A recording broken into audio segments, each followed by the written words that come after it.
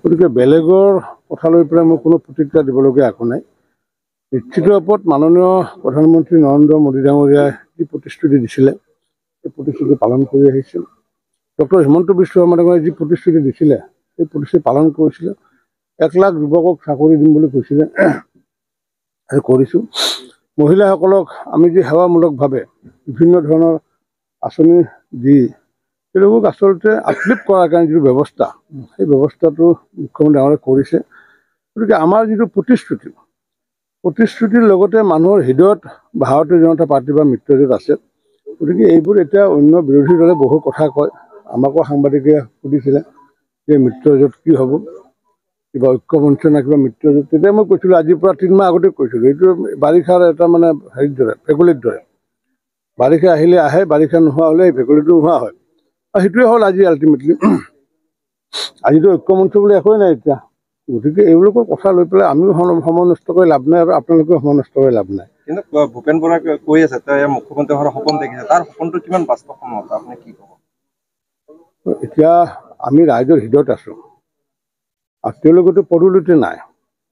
গতিকে তেওঁলোকে যদি মুখ্যমন্ত্ৰী হ'ম বুলি ভাবে, অসমৰ নৰপীৰ যিসকল নাৰায়ণ আছে, জনাৰ্দন আছে,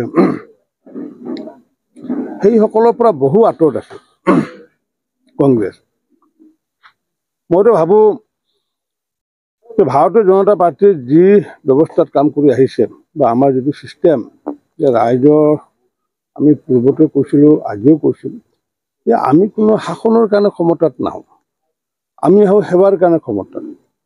আৰু ভাৰতীয় জনতা পাৰ্টীৰে যিটো সেৱাৰ কাৰণে ক্ষমতা, আৰু কংগ্ৰেছ যে আহে মানে শাসনৰ কাৰণে ক্ষমতা। যেতিয়ালৈ ভাৰতীয় জনতা পাৰ্টীৰ এই মূল মন্ত্ৰ থাকিব যে সেৱাৰ বাবে ক্ষমতা, তেতিয়ালৈ ভাৰতীয় জনতা পাৰ্টী 5 বছৰ, 10, 20, 100, 200 বুলি কথা নাই। যেতিয়ালৈ এই মন্ত্ৰটো থাকিব বিজেপিৰ প্ৰতিগৰাকী কাৰ্যকৰ্তাৰ হৃদয়ত যে সেৱাৰ বাবেহে আমি শাসন, তেতিয়া অনাদি অনন্ত কাললৈ ভাৰতীয় জনতা পাৰ্টীৰ চৰকাৰ চলি থাকিব। এই 5 বছৰ, 20 বছৰ নহয়, অনাদি অনন্ত কাললৈ যেতিয়ালৈ এই মন্ত্ৰ থাকিব যে সেৱাৰ বাবেহে শাসন, সেৱাৰ বাবেহে ক্ষমতা। কংগ্ৰেছৰ আজি অৱস্থাটো কি হ'ল? কংগ্ৰেছৰ হৈছে কি, তেওঁলোকে শাসনৰ বাবে ক্ষমতা। আমাৰ কথাটো উল্টা। আৰু এই ব্যৱস্থা থাকি যদি যায়, মই নাজানো আমাৰ কাৰ্যকৰ্তাবিলাকে কিমান দূৰ ধৰি ৰাখিব পাৰিব, আৰু সেইটো কাৰ্যকৰ্তাই বুজি পাব।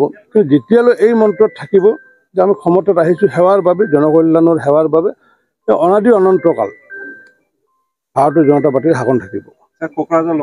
মূল্যবৃদ্ধিটো হৈ আছে, নিৰ্বাচন বুলি নহয়, এইটো পূৰ্বৰ পৰা হৈ আছে। কেতিয়াবা কমে, যেতিয়া কমে তেতিয়া আকৌ এইবিলাক মানুহে গম নাপায়, যেতিয়া বাঢ়ে তেতিয়া সেইটো কথাটো আহে। কিন্তু তথাপি মাননীয় প্ৰধানমন্ত্ৰী নৰেন্দ্ৰ মোদী ডাঙৰীয়াৰ ওপৰত আমাৰ বিশ্বাস আছে, ভাৰতবাসী ৰাইজৰ। কাৰণ কিয়, আজি বিশ্ব অৰ্থনীতিত আমি ভাৰতবৰ্ষ আজি আমি 5ম স্থান।